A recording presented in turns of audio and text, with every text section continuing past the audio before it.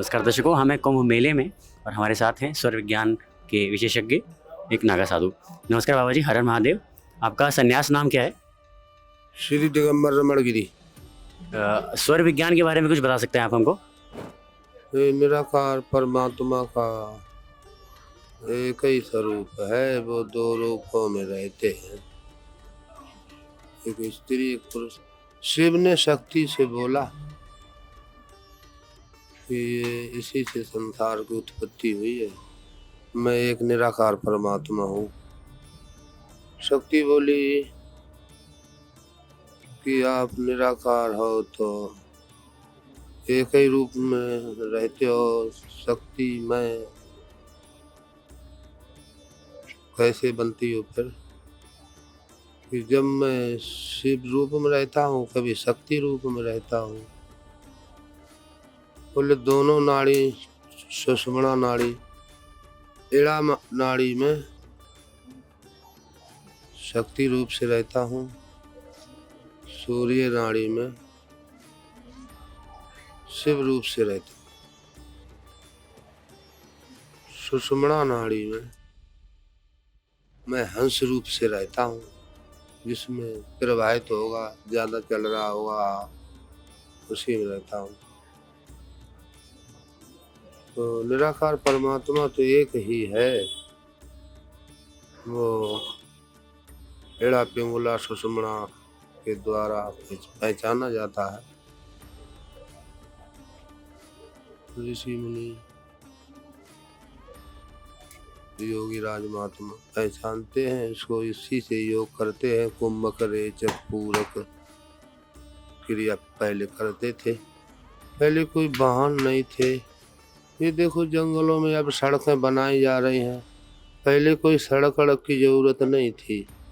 पहले तो खुद ही सुतई आदमी उड़ के चलता था, ऐसे समाधि में बैठ जाता, कुंभक रेचक पूरक क्रिया करना सीख लेता, तो जब कुंभक कर लेता फिर उड़ने की शक्ति आ जाती थी, कहीं भी उड़ के चले जाते थे और कुछ भी बन जाते, शेर कुछ भी बन जाते जो इच्छा होती। मन से सृष्टि की रचना हुई है, परमात्मा ने सब मन से ही किया है। फिर सूर्योदय ज्ञान इसी की लीला है, सब यही है जो कुछ है, शिव शक्ति यही रचना है। स्वामी जी, एक प्रश्न, शिव को पशुपतिनाथ कहते हैं, सभी पशुओं के स्वामी हैं। क्या हमको अहिंसा जैसा कुछ या शाकाहार कुछ की शिक्षा मिलती है? शाकाहार अच्छा है, पहले शाकाहार न मांसाहार, पहले तो हवा का ही आहार करते थे, उनको क्या भोजन की जरूरत थी। फिर तो कुंभक रेचक पूरा क्रिया करते थे, जंगलों में रहते थे, उनको कोई जरूरत नहीं थी। पशुपतिनाथ की बात बता रहे हो, जब महाभारत हुआ तो उसके बाद कौरवा पांडवा ने सोचा हमने बहुत पाप बन गया है, तो चलो शंकर भोलेनाथ से मुक्ति मांग लेते हैं। तो वे वहाँ गए, शंकर भोलेनाथ छुप गए, तो एक भैंसा बन गए। भैंसा बन गए तो वहाँ एक पशु चराने वाले की भैंसों में चरने लगे। उनके पास योग शक्ति थी कौरवा पांडवों के पास, तो उन्होंने जो है देखा पर्वत से भी देखो भैंसा बन के चल रहे हैं।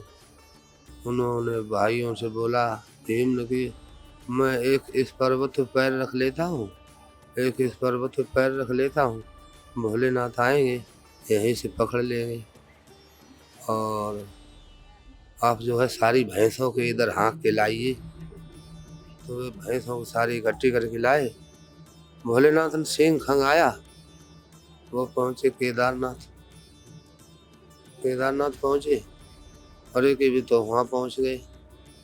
फिर वहाँ पहुंचे, फिर वहाँ गए भाग के, तो उन्होंने भाग के भीम ने पूंछ पकड़ ली उनकी, सो पूंछ रह गई केदारनाथ में।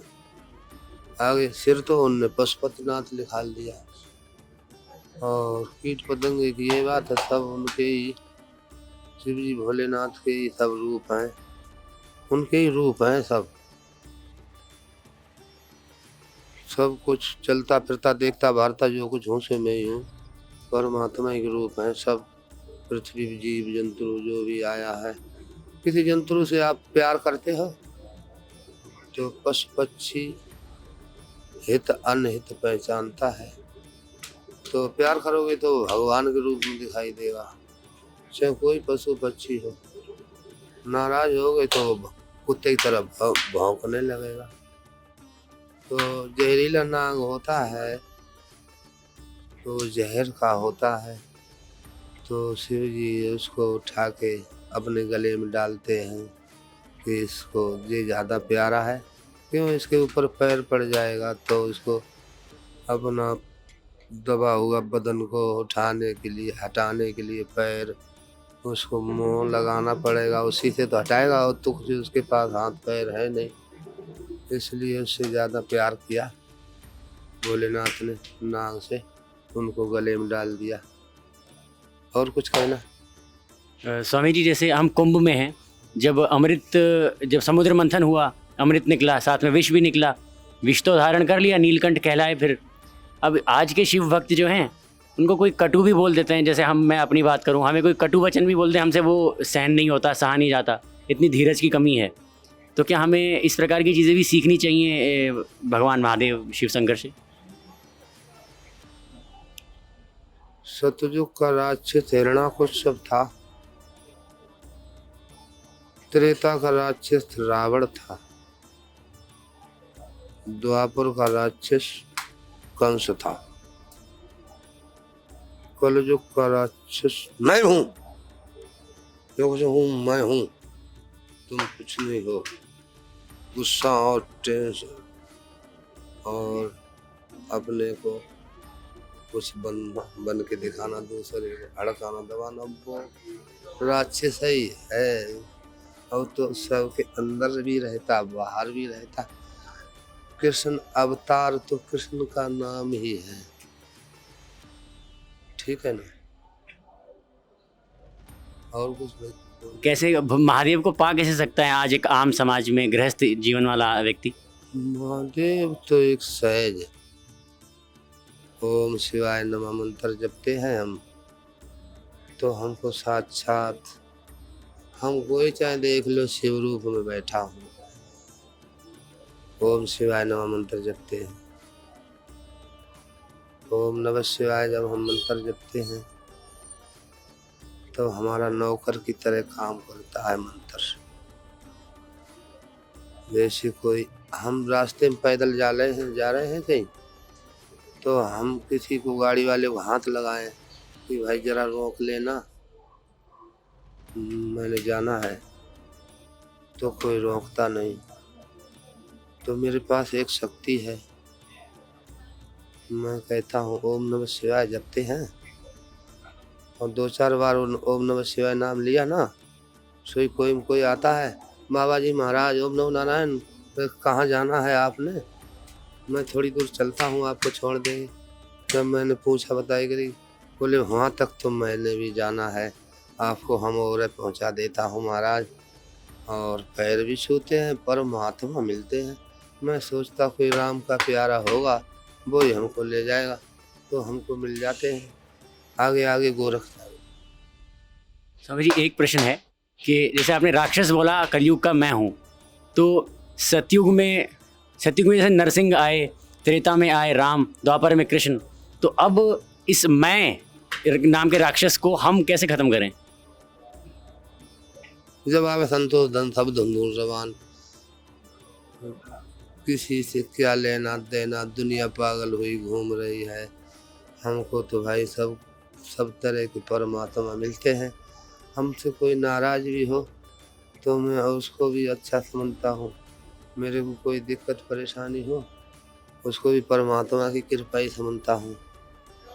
तो कुछ अच्छा होने वाला है, कोई हमसे नाराज हो रहा है तो हम यहाँ नहीं बैठेंगे, आगे चल देंगे, आगे आगे गोरख जाएंगे, हमको कहीं और अच्छी जगह बैठने को मिल जाएगी।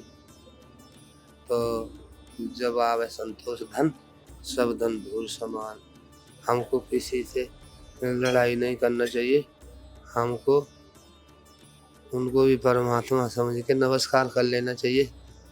आप अच्छे हो, पागल से पागल कह दो तो ईंट मारेगा, और पागल से हाथ जोड़े खड़े हो जाओ तो कहेगा आयुष्मान बच्चे आनंद करो है।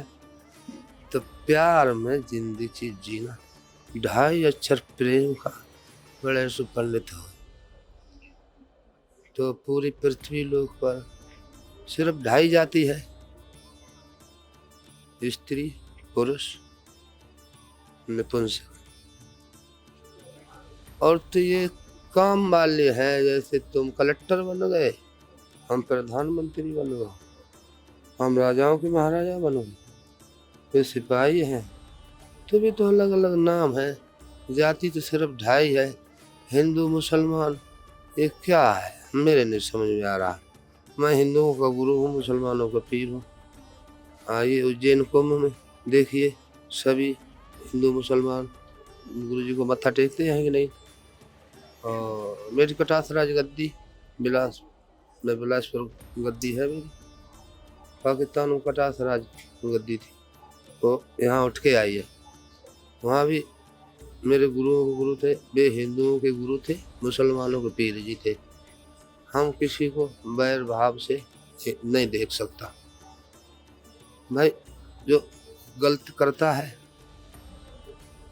तो उसका परमात्मा ही खुद रूप बना के आते हैं, उनका गलत का सही कर देते हैं। तो गलती भी होता है, वो भी मुक्त होता है, अच्छा होता है वो भी मुक्त होता है। अगर रावण साहब को पता था कि परमात्मा ही मुक्त कर सकते हैं, तभी उनको अहम भरा रहा कि इनके अलावा और कोई मार नहीं सकता, तो मैं लड़ने से पीछे हट नहीं सकता। अगर पीछे हट गए फिर हम जिंदगी में मर भी नहीं सकते, तो हम मुक्त कैसे हों। वो तो वहाँ से आए थे देवलोक से, जैसे यहाँ प्रयागराज कुंभ मेला में आकाश लोक से सुरग लोक, यहाँ आकाश से सुरग लोक यहाँ उठ के आ गया। सभी पृथ्वी लोक से देवता जन्म ले लेके पृथ्वी लोक पर। मैं कई सालों से, कई कुंभों से कह रहा था कि आइए दुनिया वाले एक बार मृत्यु लोक में, यहाँ पृथ्वी लोक पर मनुष्य जीवन पाइए, देवी हो या देवता हो, सबके लिए स्वागत। यहाँ अमृत पान कराया जाता है, यहाँ आकाश से अमृत बरसता है, जहाँ जहाँ कुंभ लगता है वहाँ अमृत बरसता है। पानी ही तो अमृत है। अब यहाँ बरस गया, अब यहाँ सारी दुनिया को अमृत पान कराया जा रहा है। मनुष्य शरीर धारण करवा के, जिन्होंने सतयुग में लाखों वर्ष तपस्या की, त्रेता में हवन यज्ञ किया, द्वापर में मंत्र का जाप किया, वो कलयुग में आके इंसान बन के अमृत पान कर रहे हैं। उन्हीं लोगों को मिल रहा है, सब लोगों को मेरा दर्शन भी नहीं मिल सकता। क्यों? जिससे हमारा वायदा है उसी को तो हम मिलेंगे। हम तो यहाँ श्री पंचदत्तनाम जूना अखाड़े में बैठे हैं। मेरी ड्यूटी तो बनारस पहुँच चुकी है, मेरा सब अखाड़ा जखीरा सब पहुँच गया बनारस में, हनुमान घाट, मेरा भी शिवाला घाट में लगता है तंबू। तो मैं इसी इंतजार में बैठा हूँ। ये 144 साल बाद अमृत कुंभ पड़ा है, इसमें सभी देवी देवता आ रहे हैं, उनके जन्म के नाता हैं, सबके वायदा है, उनको दर्शन उनके लेके अपने देखे अमृत पान वहाँ तो कर ही रहे हैं, यहाँ भी दर्शन का भी अमृत ही पान है, जन्म का नाता। यहाँ आइए दुनिया वाले अमृत पान करके, संतों का दर्शन करके जन्म को मुक्त हो जाते हैं। जैसे भूख लगी हो तो भोजन खा लो, तभी तो भूख बुझेगी। ऐसे यहाँ आए हैं पृथ्वी लोक पे, जो भी मनुष्य जीवन धारण किया है, सबका मन चल रहा था कि हम नौकरी बनेंगे, हम आईजी बनेंगे, हम कलेक्टर बनेंगे, तो अपनी मन की इच्छा पूरी हो जाती है तो चल देते हैं। फिर बोलते हमने तो वहीं ठीक था जहाँ हवा का शरीर है, हवा का शरीर है, वहीं ठीक था। यहाँ तो ये शरीर का वजन ढोना पड़ रहा है, बुढ़ापे में दर्द भी होता है, तो इसलिए अपने छोड़ के चले जाते हैं। देवता लोग से भी आ रहे हैं, मृत लोक में अमृतपान कर रहे हैं। यहाँ महाकाल आदित्यनाथ योगी मोदी साहब ने सारी दुनिया का एक नगर बना रखा है, वैकुंठ लोक से यहाँ ये प्रयागराज, ये सब राजों का राज, यहाँ अमृत पान कराया जा रहा है। चित्रकूट के घाट पे भई संतन की भीड़, तुलसीदास चंदन विषय तिलक देत रघुबीर। पूछते हैं कि आप राम जी हैं? राम जी ने बोला आपने जितने सवेरे शाम तक तिलक लगाए हैं सब राम के रूप के तो लगाए हैं, दूसरा रूप आपने देखा ही कब? वो तो आप बाद में कहते पूछते हैं कलकत्ता जाए, बम्बई जाए, तुमना ना वो सब पर महात्मा ही कर मेरे ही रूप है, आप कहाँ भ्रम में पड़े हुए हैं। एक जिज्ञासा है, जैसे हमें कोई आयोजन करना होता है तो हम बुलावा देते हैं, हम बहुत बहुत प्रबंध करते हैं। कुंभ का जब आयोजन होता है तो अलग अलग जगहों से सभी साधु इकट्ठा हो जाते हैं, कोई बुलाता नहीं है, स्वयं से उनको बोध होता है कि वहाँ आना है। तो ये इसके पीछे ये क्या विज्ञान है, कैसे उनको ग्रह नक्षत्रों का सब मालूम होता है, सूर्य चंद्र और बृहस्पति का, कैसे सबको अचानक से और एक ही समय पे, क्या अद्भुत योग है ये, कैसे होता है? ईड़ा पिंगला सुषमणा नाड़ी से ये ज्योतिष विद्या बनाया गया है, इसे सृष्टि की रचना रचा गया है, सारा चक्कर भी उसी से मालूम पड़ जाता है। और जो है यहाँ अमृतपान करने आते हैं देवता जन्म ले लेके, ये मेरा विचार है।